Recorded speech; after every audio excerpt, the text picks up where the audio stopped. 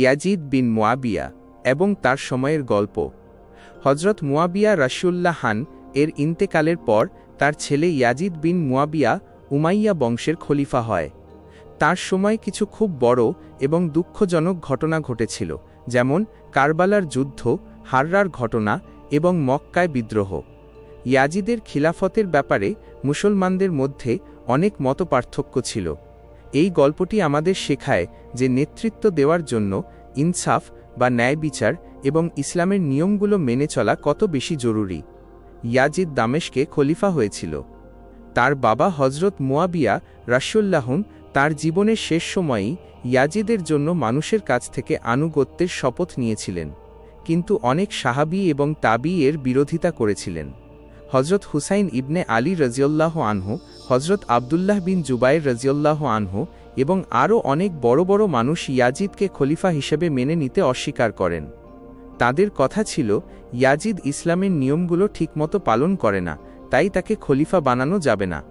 এই ঝগড়ার কারণেই কারবালার যুদ্ধ হয়েছিল, যেখানে হজরত হুসাইন রাশিউল্লাহু এবং তার পরিবারের সদস্যদের শহীদ করা হয়েছিল। কারবালার ঘটনার পর আরেকটি বড় ঘটনা ছিল হাররার যুদ্ধ। মদিনার মানুষ ইয়াজিদের বিরুদ্ধে বিদ্রোহ করেন এবং বলেন যে তারা ইয়াজিদকে নেতা মানবেন না। ইয়াজিদ তখন মুসলিম বিন ওতবার নেতৃত্বে মদিনায় একটি বিশাল বাহিনী পাঠায়। সেই বাহিনী মদিনায় আক্রমণ করে এবং অনেক সাহাবী, তাবী ও সাধারণ মুসলমানকে শহীদ করে দেয়। মদিনার মানুষ এই যুদ্ধে হেরে যান। এই ঘটনাটি মুসলমানদের জন্য ছিল অত্যন্ত কষ্টের।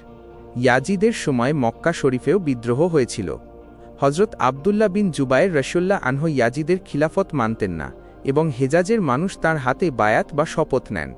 ইয়াজিদ তখন মক্কায় সৈন্য পাঠায়। সেই বাহিনী কাবা শরীফের কাছে যুদ্ধ করে এবং পাথর ছোড়ার যন্ত্রের মানজানিক কারণে কাবা শরীফে আগুন লেগে যায়। এতে কাবার গিলাফ এবং দেয়ালের ক্ষতি হয়। এই ঘটনা মুসলমানদের মনে আরও বেশি অশান্তি তৈরি করে। ইয়াজিদের খিলাফত মাত্র ৩ বছর স্থায়ী ছিল। দামেশকে তার মৃত্যু হয়।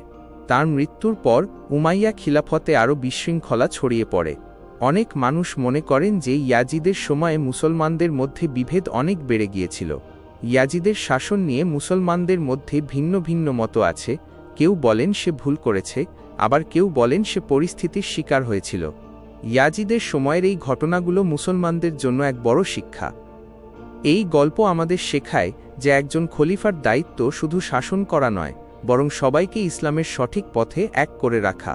কারবালা এবং হাররার মতো ঘটনাগুলো মুসলমানদের মনে সবসময় এক বড় শোক হিসেবে বেঁচে থাকবে। গল্পের শিক্ষা, ক্ষমতা বা রাজত্বের চেয়ে ইসলামের আদর্শ বড়। এই কাহিনী আমাদের শেখায় যে সত্যের পথে থাকতে হলে অনেক সময় কঠিন পরিস্থিতির মোকাবিলা করতে হয়। বন্ধুরা, এই ঐতিহাসিক কাহিনীটি কি তোমরা বুঝতে পেরেছ?